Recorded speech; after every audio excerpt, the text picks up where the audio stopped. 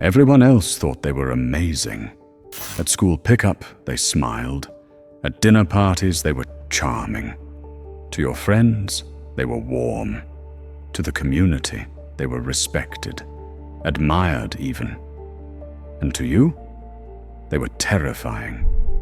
Not always in the obvious ways. It wasn't bruises or yelling, though sometimes that too. It was the way your stomach clenched when the car door shut. The way your voice changed depending on who was in the room. The way you learned, early and without instruction, that what they showed the world wasn't what they showed you. That's the part that breaks people. Not the cruelty alone, but the contradiction. Because when everyone else sees a saint, and you're the only one feeling the sickness, you start to believe the lie must be you. If you've ever been told your parent was so lovely while you were struggling to breathe at home, this video is for you.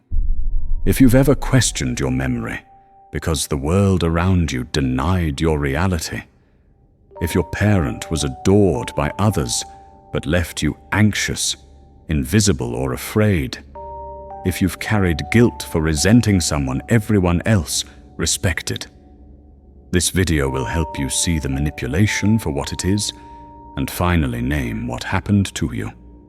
We're going to unpack why narcissistic parents appear so normal, even beloved, to everyone else. Why they reserve their cruelty for the people closest to them. How they build the perfect public image while eroding your internal one. And what it means when your entire childhood is edited out of the narrative.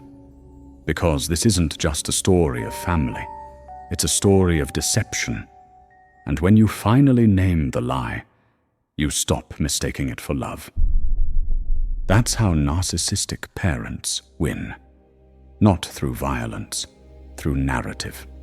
They don't just build an image, they install a system where they're the good one, where their smiles are seen as sincere, where their pain is seen as justified, where their control is seen as care, and where your resistance, your voice, your confusion, your rage is dismissed as dramatic, disloyal, or unstable. That's how it begins. You're not gaslit by the parent alone. You're gaslit by the applause. What you didn't know then, but need to name now, is this. Narcissistic parents are performers. They curate a persona designed to harvest admiration, and they train their children to become props in the performance. You were not raised. You were staged. And the role you were assigned, it wasn't about your needs. It was about theirs. Were you the golden one, the overachiever they could parade around?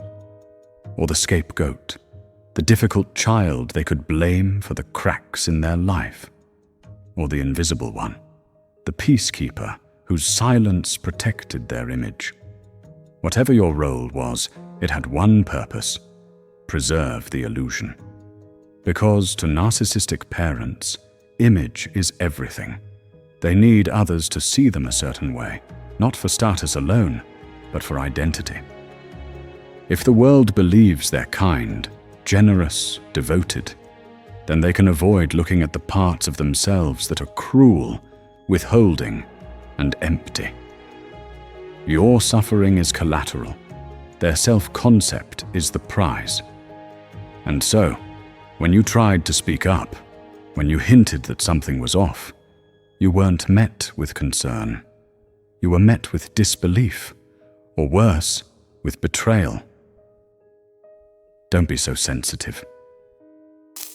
Your mum is just doing her best. You should be grateful. Each comment etched a deeper crack into your trust in others, in yourself, in reality. Because here's the hidden damage of being raised by a parent who performs for the world. You learn to question your own experience. You learn that pain isn't valid unless it's visible, that unless someone else confirms what you're feeling, it must not be real. That's not just invalidation. That's epistemic abuse. Over time, you internalize their mask. You adopt their explanations. Maybe I am the problem. Maybe they are trying. Maybe it's just me. And that becomes the most tragic outcome of all. Not just the hurt, but believing you deserved it. This isn't about blame, it's about naming the system. Because systems can't be healed if they're still being mistaken for homes. Your parent was praised for how well they held it all together. But no one asked what they were holding together, or who they were holding it together for. Were they calm because they were centered, or because they controlled everything to the point of suffocation? Were they generous because they were kind, or because it made them look important? Narcissistic parents often overfunction in public and underfunction in private. They save their patience for strangers and their criticism for their children. They teach compassion in public and punish expression in private. You weren't confused. You were correct. It was the environment that lied. And that's the hardest part to grieve. Not the parent you had, but the one everyone else thought you did. There's a unique kind of loneliness in being the only one who sees the monster.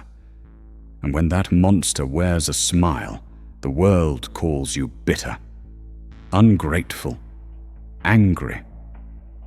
But you're not angry for no reason. You're angry because your reality was erased and replaced with someone else's comfort. That's not dysfunction.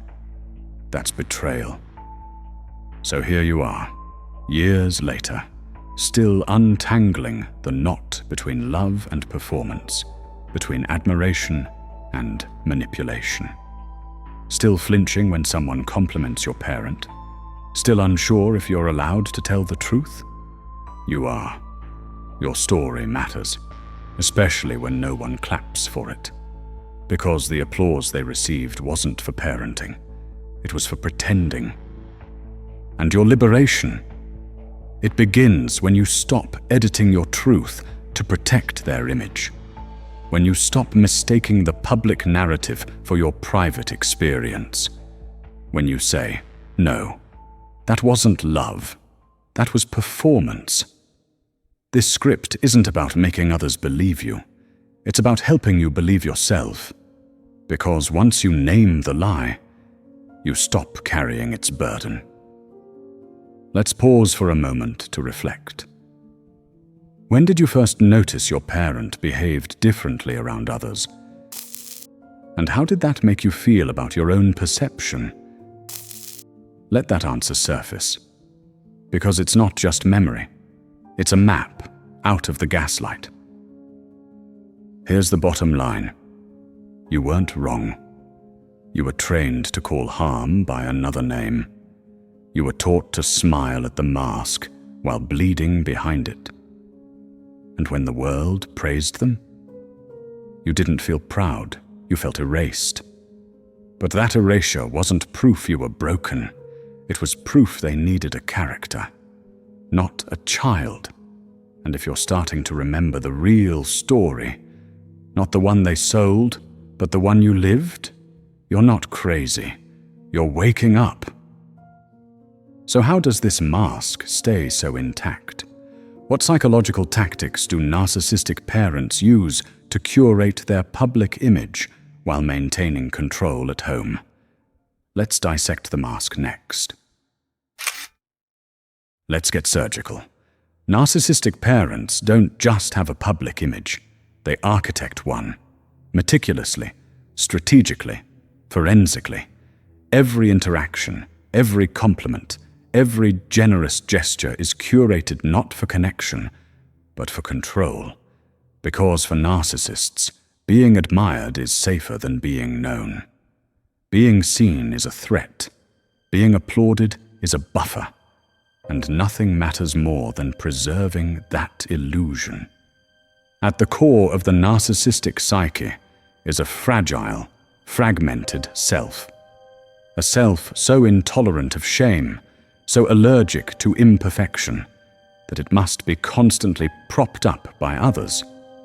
The child is not a person, they're a mirror, a buffer zone between the narcissist and their unbearable inner emptiness. And to protect that illusion, they build a mask. It's not always flashy. Sometimes it looks humble, helpful, even holy.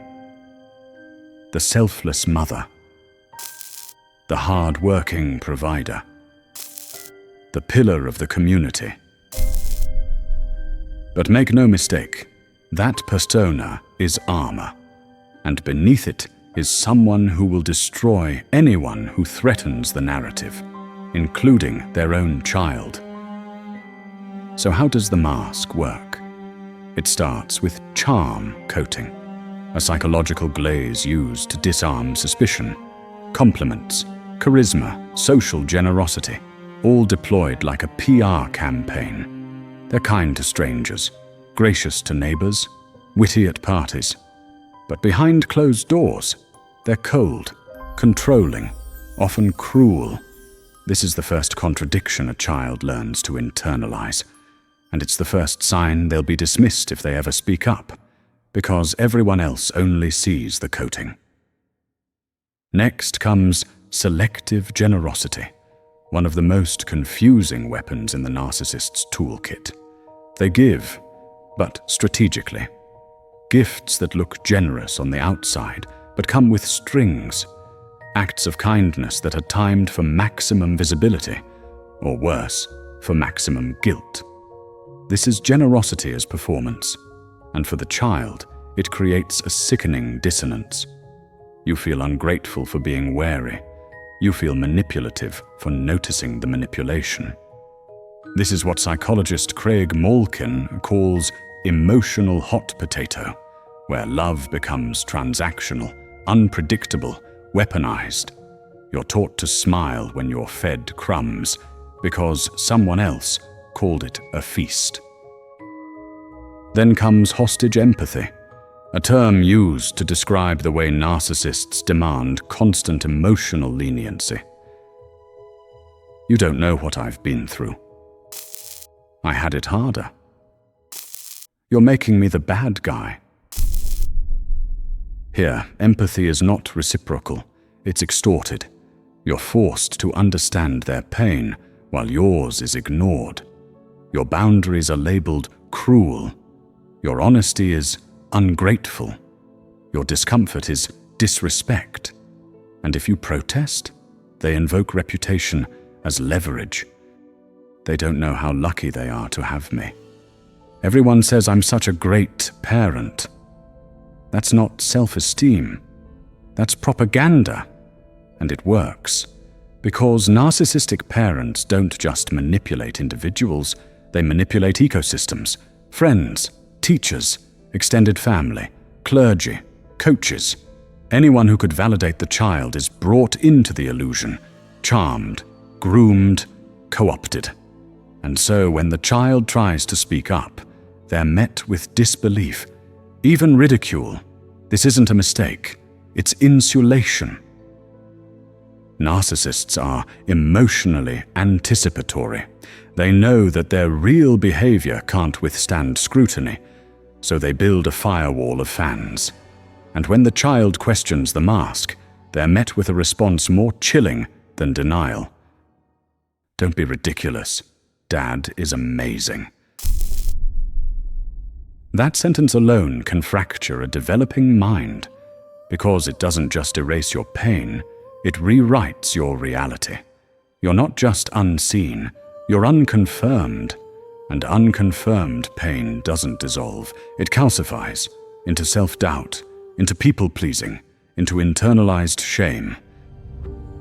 Jean-Paul Sartre once described bad faith as the act of lying to oneself in order to preserve a comfortable illusion. Children of narcissists are forced into bad faith by proxy. You're not allowed to believe what you see. You're forced to believe what protects their ego. This is why the illusion survives so long, because questioning it doesn't just threaten their identity, it threatens yours. If your parent was a fraud, What does that make your entire childhood? And so, many children double down. They defend the mask, even adopt it, because sometimes pretending they're loving feels safer than accepting they're not. Here's where it lands. Narcissistic parents maintain their image not through consistency, but through performance. They don't need to be kind all the time. They just need to be kind enough, in public, to make you doubt what happens in private. That's the con. And like Plato's cave, the shadows cast on the wall become reality for anyone who hasn't stepped outside. Your family sees the shadow, your school sees the shadow. Even you, sometimes, start mistaking the shadow for truth. Until one day, you wake up in the cave and realize you're not looking at the parent. You're looking at the mask. Think back to your childhood. What behaviors did outsiders praise, ones you knew were fake or came at your expense? Think of a time they were celebrated, right after they tore you down. That's the moment the mask replaced the parent. Here's the forensic truth. Narcissistic parents don't need to be believed by everyone. They just need to be doubted by you. Because if they can make you hesitate, make you question your own eyes, they win. And the mask stays on. But what happens when you believed the mask too? When you defended them, mimicked them, even blamed yourself for the pain? Let's talk about that next. Because sometimes the deepest betrayal is your own. Let's turn the mirror inward. Not to blame, to understand. Because the most brutal deception isn't the one others believe. It's the one you do. You didn't just survive your parents' illusion. You defended it, excused it. At times, you embodied it. Not because you were blind, but because you were dependent. As a child, love isn't optional. It's oxygen. And when the person who provides it is also the one who harms you, the mind does something extraordinary. It rewrites the story to survive the experience. This is where betrayal becomes belief. To preserve connection, you protect the parent's image, even from yourself. You repeat their explanations. They're just stressed. They had a hard childhood. They're not that bad.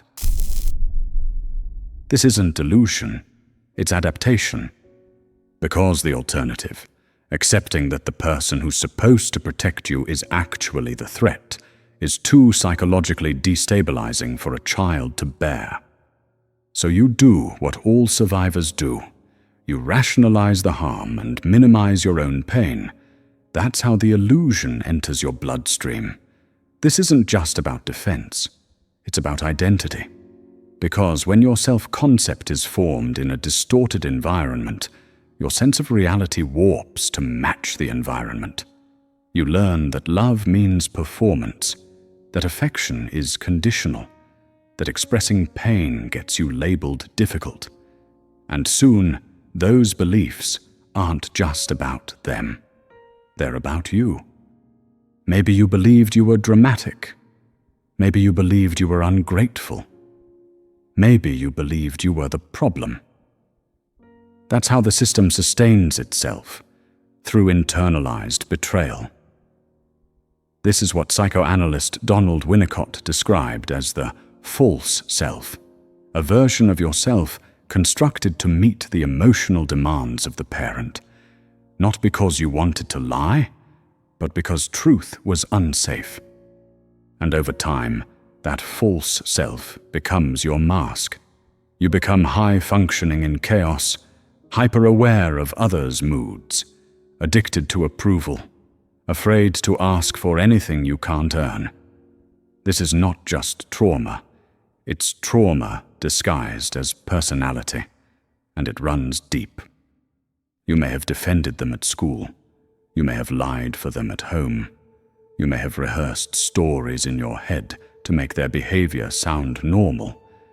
And worst of all, you may have silenced your own memories. Because memory, like love, isn't stable in trauma. It edits, deletes, defers to protect the system, and you were the system's last line of defense. Even now, you might still flinch when someone criticizes them. You might feel guilt when you speak the truth. You might hear their voice in your own head, narrating your flaws with surgical precision. That's not just nostalgia. That's programming. This is where philosopher Simone de Beauvoir's insight lands sharply. Oppression creates a climate in which the oppressed internalize the values of the oppressor. In families with narcissistic parents, the child becomes their own enforcer. And the most heartbreaking part? You didn't do it for praise. You did it for safety. Every time you downplayed the abuse, every time you made excuses for them, every time you told yourself it's not that bad, you weren't lying. You were surviving. That's what children of narcissists learn to do, create coherence out of contradiction. They scream in private, then laugh in public. They shame you behind closed doors, then post your picture on Facebook. They ignore your tears, but thank you for being such an easy child. And your nervous system, desperate for order, starts mirroring them. Maybe you became the overachiever, the people pleaser, the one who kept everyone happy so no one exploded. Maybe you became the chameleon, changing shape to match the mood. Never too loud, never too needy, never too honest. Or maybe you took on their traits, the coldness, the criticism, the charm. Not because you wanted to be them, but because being like them made you safer around them. Carl Jung once wrote, "The greatest burden a child must bear is the unlived life of the parent."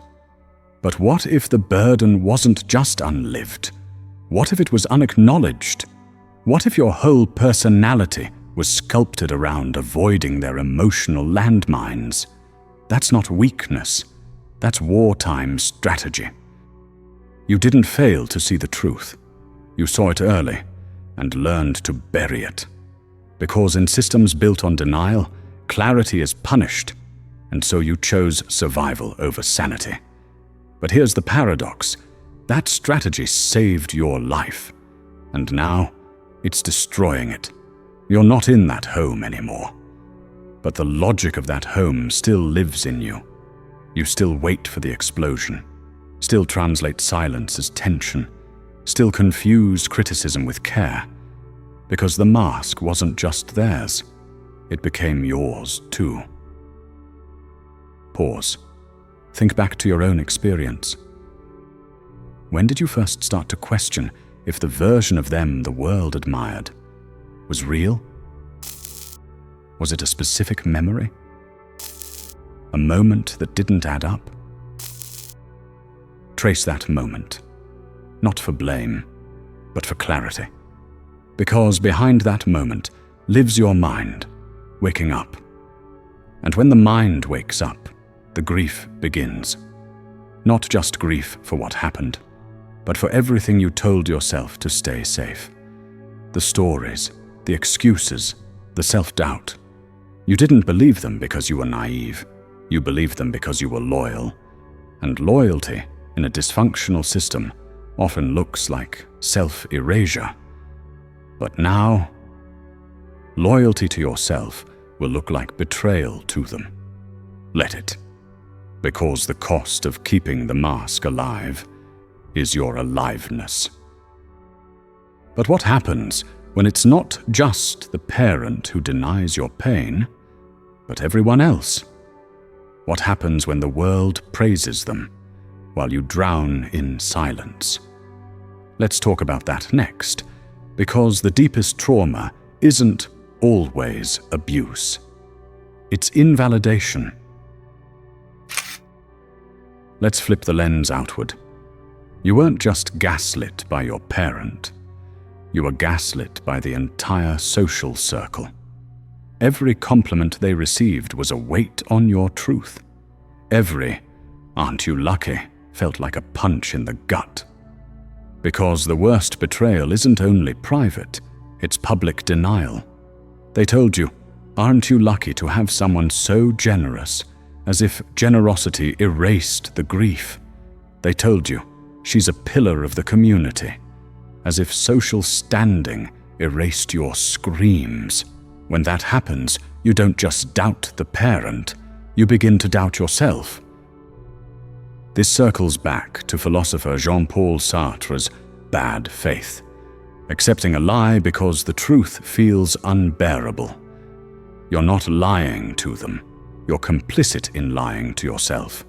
Every public applause reinforced the illusion, and each time you tried to speak it, you were silenced, not just by shame, but by shame's chorus, because society owns disbelief. When people say, "Your mum is so kind," they're not defending her. They're defending the story, and any threat to that story is received as a personal insult.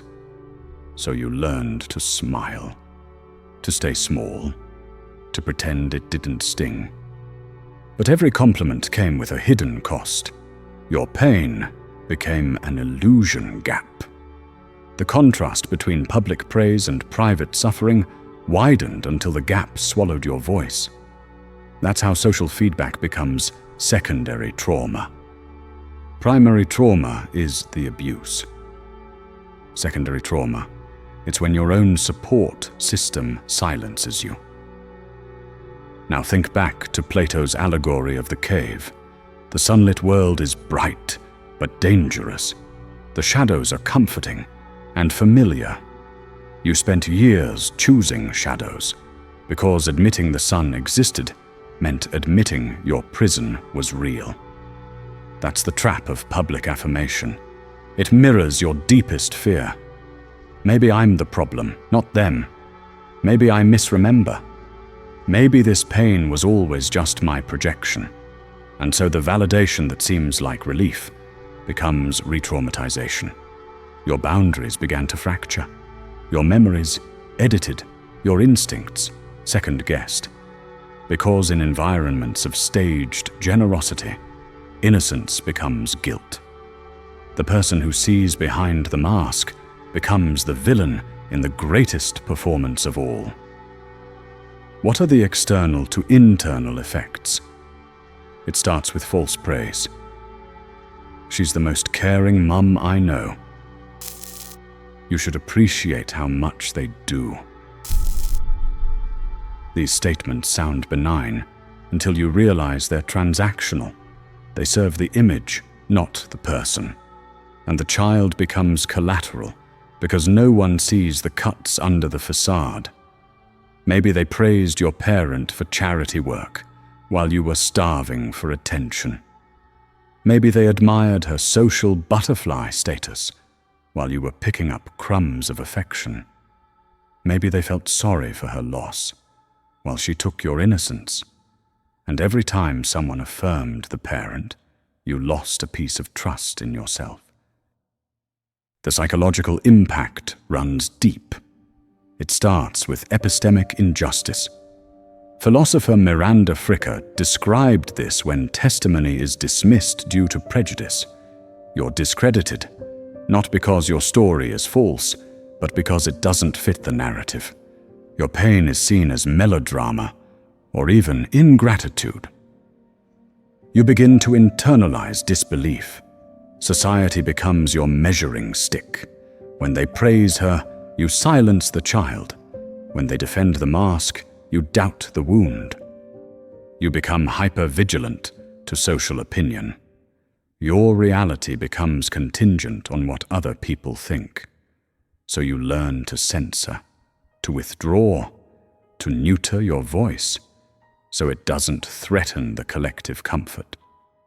This isn't weakness, it's trauma survival, but it leaves behind an emotional desert where your truth once lived. Look back.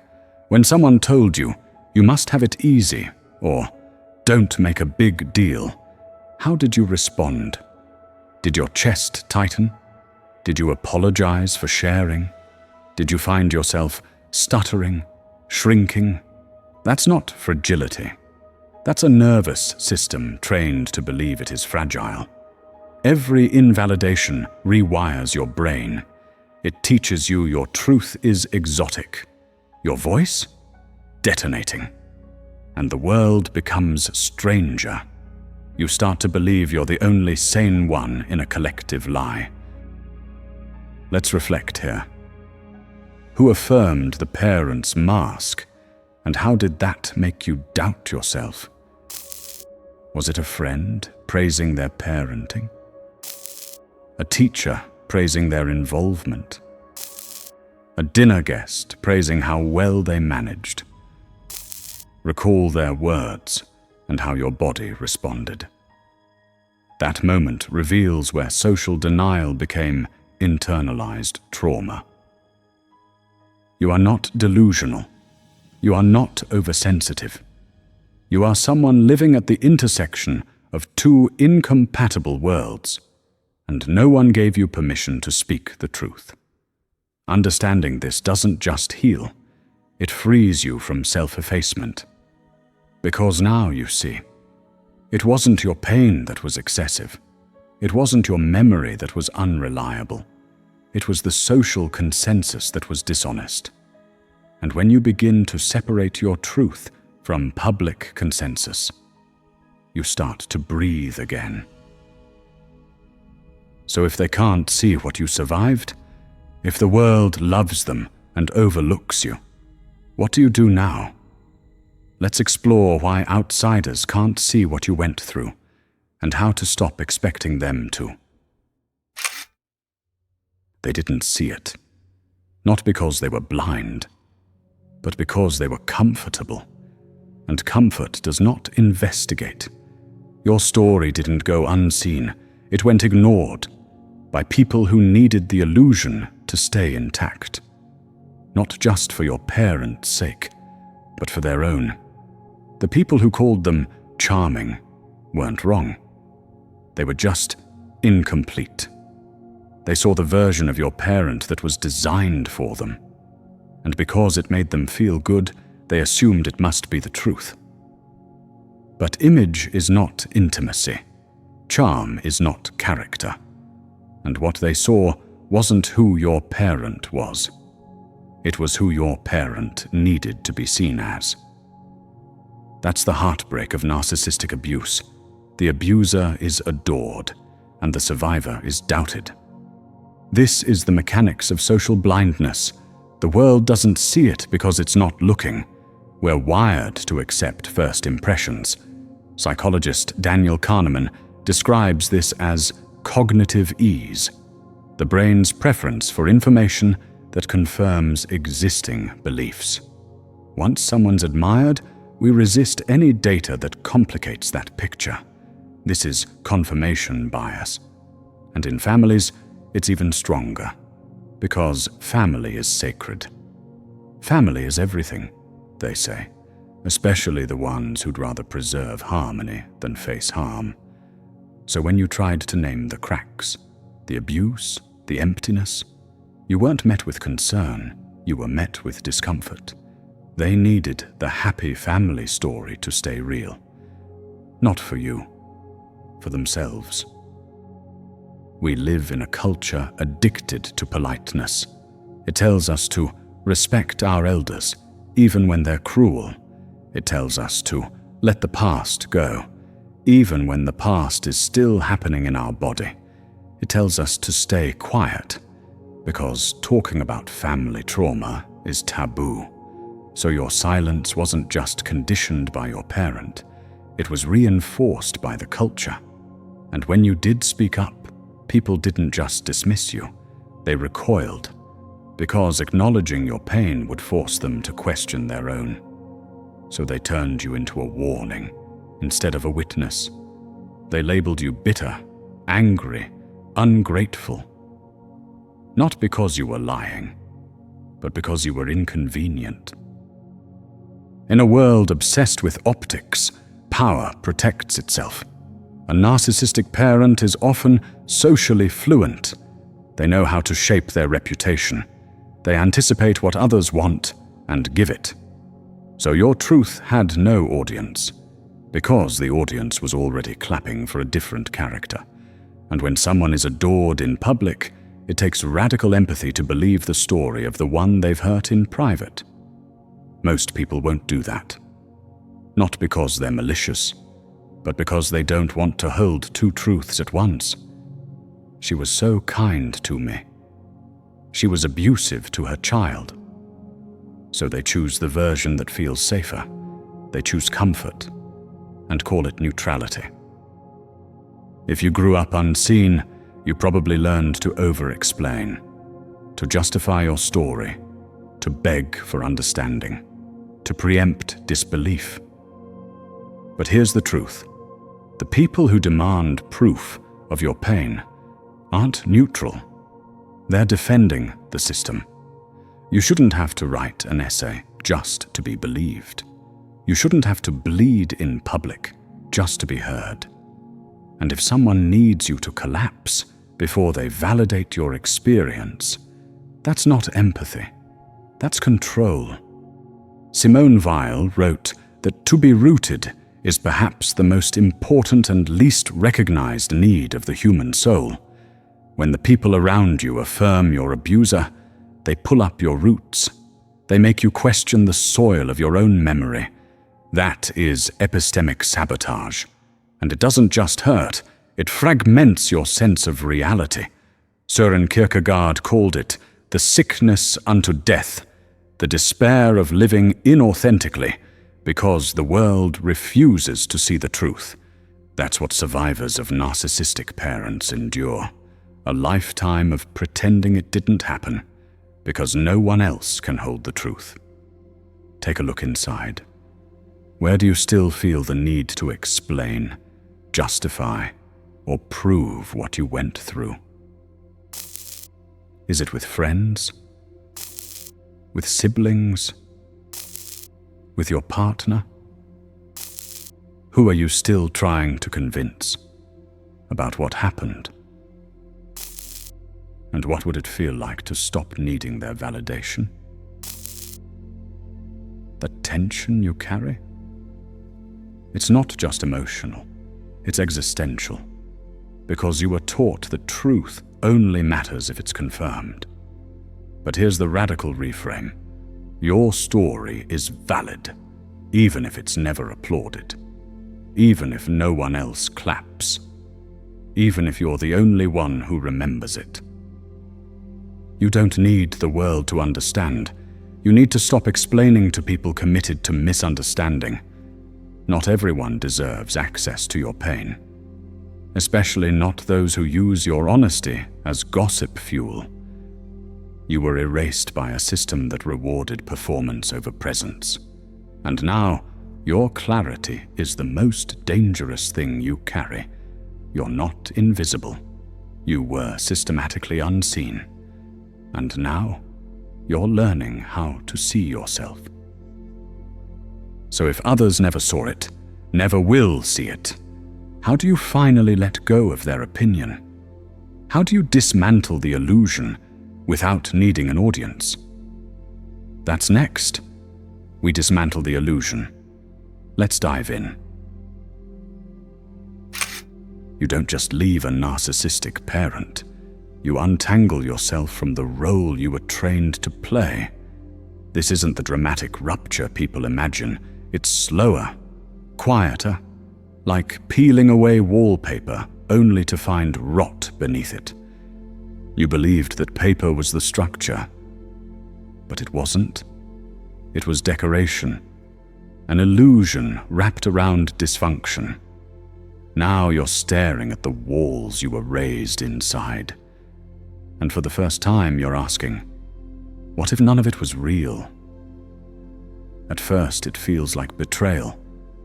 Not theirs, yours. Because naming the truth means killing the fantasy. And part of you still wanted that fantasy to survive. You didn't want to believe your parent was manipulating you. You didn't want to admit that the love you felt was often fear in disguise. So you protected their image longer than you protected your own sanity. That's not weakness, that's programming. They taught you to conflate obedience with love, to sacrifice your instincts for their comfort, to feel guilty for even thinking about leaving. And now, as you pull back, your nervous system sounds the alarm. You're doing something dangerous. But you're not. You're doing something new. This is where the emotional decoupling begins. You stop justifying your choices. You stop explaining your boundaries. You stop trying to be understood by people who are invested in misunderstanding you. At first, it feels cold, because warmth in your family was always conditional, only available when you performed your role. The moment you stopped playing the peacekeeper, the favorite, the forgiver, that warmth disappeared. And now, as you build a life without their script, the silence feels like loss. It is, but not the loss of love, the loss of the illusion that love ever required self-erasure. This is the grief no one warns you about. Grief for the parent who never existed. Not the person they were, but the person you needed them to be. You grieve the conversations that never happened, the protection that never came, the apology you rehearsed, accepting, but never heard. Rainer Maria Rilke once wrote, "We need in love to practice only this, letting each other go. For holding on comes easily. We do not need to learn it." You didn't need help holding on. You've been doing that your entire life. What you're learning now is how to let go. Not with hatred, not with rage, but with clarity. Because letting go of the parent doesn't mean erasing the history. It means releasing the version of yourself that was trapped in their performance. That's what the boundary represents. Not rejection, reclamation. Every time you say no when you used to say sure, every time you take a breath instead of explaining yourself, every time you stop mid-apology and realize you did nothing wrong, you reclaim yourself. It's not dramatic, it's surgical. A slow cutting of the emotional cord they tied around your identity. But that doesn't mean it's easy. This isn't peace, it's detox. Because when you dismantle the illusion, what's left is the space they once filled. That space can feel like failure, like abandonment, like maybe you were the problem after all. You weren't. Carl Jung spoke about reclaiming the unlived life of the parent, the parts of them they suppressed and projected onto you.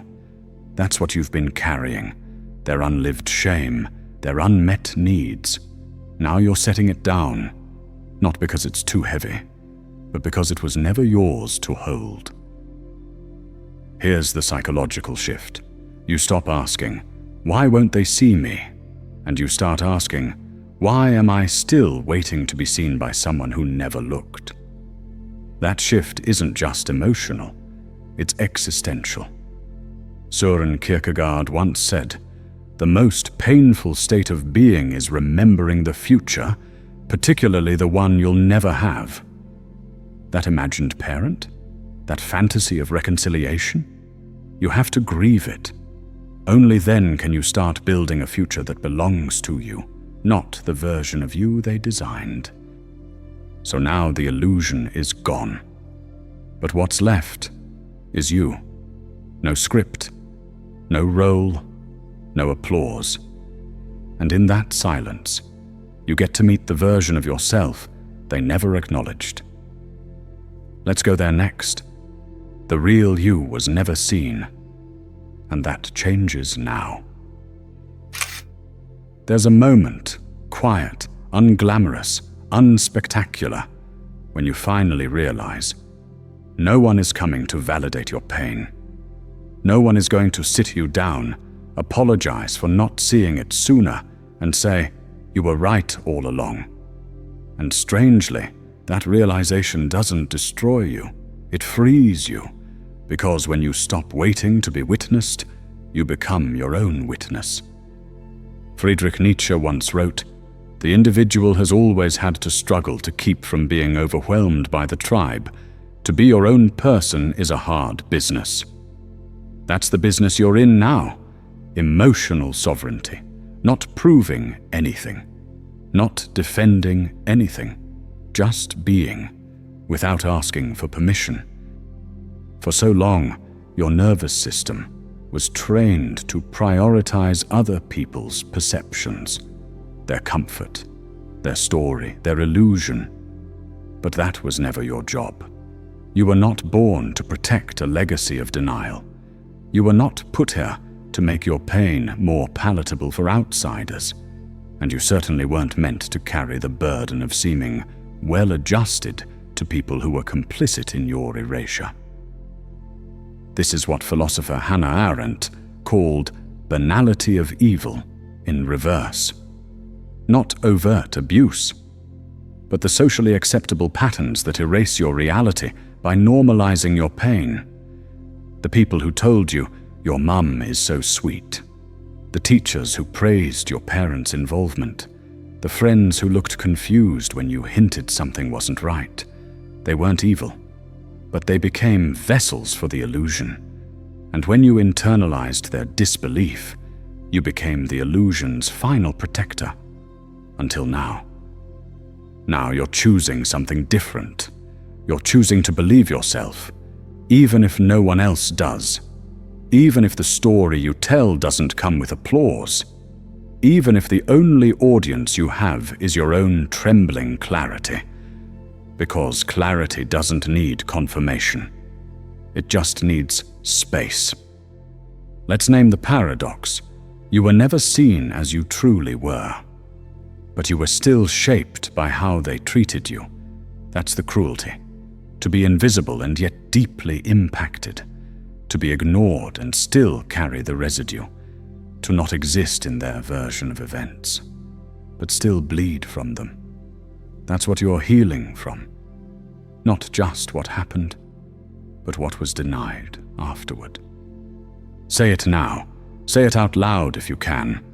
Or write it in the comments if you need others to see it too. I was never seen, but I'm done hiding. That's the signal. That's the turning point. That's the line where their illusion ends, and your life begins. Here's the truth. The people who never saw it were never meant to carry your story. Because stories this real don't need mass appeal. They need one thing only, an author who refuses to be edited out. That's you now. Not the scapegoat, not the peacekeeper, not the forgiver who bends just to stay inside the circle. You are no longer trying to fit into a version of reality that depended on your silence. You're not asking to be believed. You're becoming undeniable. This is where it ends. Not with vengeance, with vision. You are not reclaiming the version of you they loved. You're discovering the version they never met. And that version, they're not soft for their comfort. They're sharp for their clarity. They don't explain. They embody. And when they walk away, they don't look back. If this video helped you remember what they tried to erase, subscribe. Because this space isn't for illusions. It's for liberation. And the next video? It won't just speak to your pain. It'll speak from your power.